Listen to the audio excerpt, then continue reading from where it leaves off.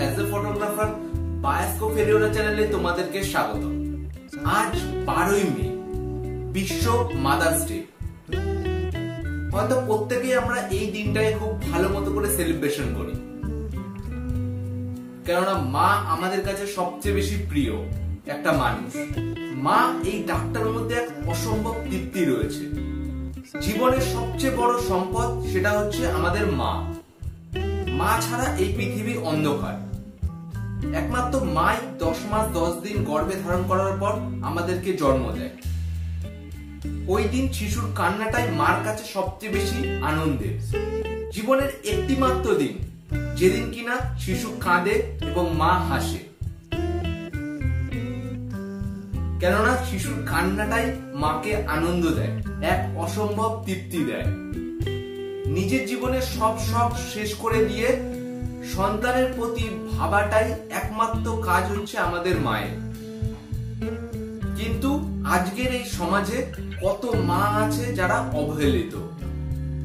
পৃথিবীতে মা যদি কষ্ট পায় তাহলে তার থেকে খারাপ আর কিছু হতে পারে না। কেননা এই পৃথিবীতে আমাকে নিয়ে আসার পেছনে সব থেকে বড় ভূমিকা যার, সেটা হচ্ছে আমার মায়ের। আমরা কি পারি না মাকে ভালো রাখতে? একটা মা ছোট থেকে বড় করে তোলে সমস্ত কিছু স্যাক্রিফাইস করে, তাহলে আমরা কেন মাকে কষ্ট দিই? সেটা কি কখনো ভেবে দেখেছো? কেন মা মানুষের কাছে বোঝা হয়ে দাঁড়ায়? আসুন না, এই মাদার্স ডেতে আজকে আমরা একটা শপথ নিই। কি শপথ? যে কোনো মা যেন কোনো কষ্টে না থাকে। একটা কথা মনে রেখো, একমাত্র মা যদি ভালো থাকে তাহলে আমরা ভালো থাকবো। তাই প্রত্যেকটা মানুষের উচিত মাকে অনেক ভালোবাসার। আই লাভ ইউ মা। তোমাকেই যেন জন্ম জন্মান্তরে মা হিসাবে পাই। এই মাদার্স ডেতে অনেকেই আমরা আজকে অনেক ফটো ফেসবুক হোয়াটসঅ্যাপ জায়গায় শেয়ার করি, কিন্তু আমি মনে করি প্রতিটি দিন আমাদের কাছে একটা মাতৃ দিবস। কেননা একমাত্র মাই আমাদেরকে 10 মাস 10 দিন গর্ভে ধারণ করে পৃথিবীতে নিয়ে আসে। তাই ওনাকে ভালো রাখা আমাদের সব থেকে বড় কাজ বলে আমি মনে করি। আর একমাত্র মাকে যদি তুমি ভালো রাখতে পারো তো তুমি পৃথিবীর সবাইকে ভালো রাখতে পারবে।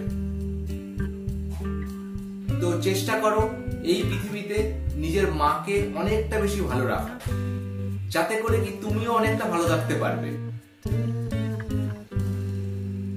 তাই আজকে আমরা একটা শপথ দিচ্ছি, এই 12ই মে বিশ্ব মাতৃ দিবসে আমরা প্রতিটি মাকে খুব ভালো রাখবো। মা যেন কষ্টে না থাকে যে তার ছেলে তাকে কষ্টে রেখেছে। আমাদের যত কষ্ট, কিন্তু আমার মার যেন কোনো কষ্ট না হয়।